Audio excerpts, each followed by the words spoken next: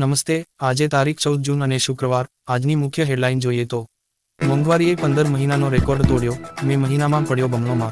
જથ્થાબંધ બજારની કિંમતો પર આધારિત મોંઘવારીના નવા આંકડા સામે આવી ગયા છે. એપ્રિલની સરખામણીએ મેના મહિનામાં આ બમણાથી વધુ વધ્યા છે અને ઓવરઓલ 15 મહિનાના ઉચ્ચ સ્તરે પહોંચી ગયા છે. આગામી સમયમાં શક્ય છે કે જથ્થાબંધ મોંઘવારીની અસર દેશના સામાન્ય લોકો અને રિટેલ બજારમાં જોવા મળે. ત્યારે જોવાનું એ રહેશે કે આ વિશે આરબીઆઈ શું નિર્ણય લે છે. સમાચારમાં આગળ વધીએ તો કુવૈતથી 45 ભારતીયોના પાર્થિવ દેહ લઈને કેરળ પહોંચ્યું વિમાન, પરિજનોનું હૈયાફાટ ઉધમ. કુવૈતમાં લાગેલી ભીષણ આગની ઘટનામાં 45 ભારતીયોના મોત થયા હતા. આ અગ્નિકાંડની દર્દનાક ઘટનામાં જીવ ગુમાવનારા 45 ભારતીયોના પાર્થિવ દેહને લઈને કુવૈતથી વિમાન કેરળ પહોંચ્યું છે.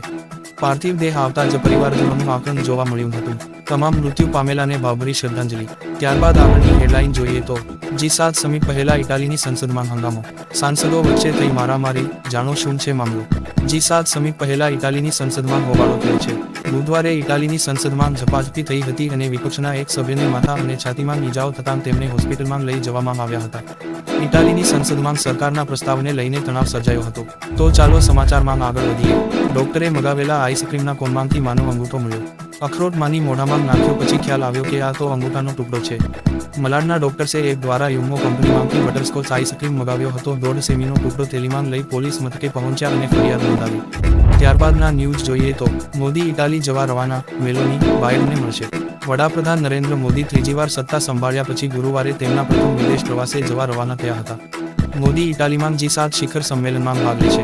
આ યાત્રા દરમિયાન વડાપ્રધાન અમેરિકાના રાષ્ટ્રપતિ જો બાઇડનને પણ મળી શકે છે.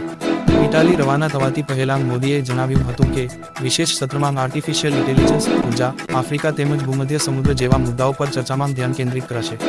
એ સિવાય ગ્લોબલ સાઉથ માટે મહત્વના મુદ્દાઓ પર પણ ચર્ચા વિચારણ કરાશે. મોદી આવતીકાલે શુક્રવારે મંત્રણાના સત્રમાં ભાગ લેશે. મોદી ઇટાલીના વડાપ્રધાન જ્યોર્જિયા મેલોની સાથે પણ દ્વિપક્ષી મંત્રણા કરશે. ઇટાલીમાં આજે ગુરુવારથી 3 દિવસ માટે યોજિત G7 શિખર સંમેલનમાં યુક્રેન યુદ્ધ અને ગાઝા સંઘર્ષના મુદ્દા પર છવાયેલા રહી શકે છે. ત્યારબાદની હેડલાઇન ઉપર નજર નાખીએ તો વરસાદને લઈને અંબાલાલ પટેલ ફરીથી ત્રાટક્યા. 17 મીથી બરોબર જામશે ચોમાસું.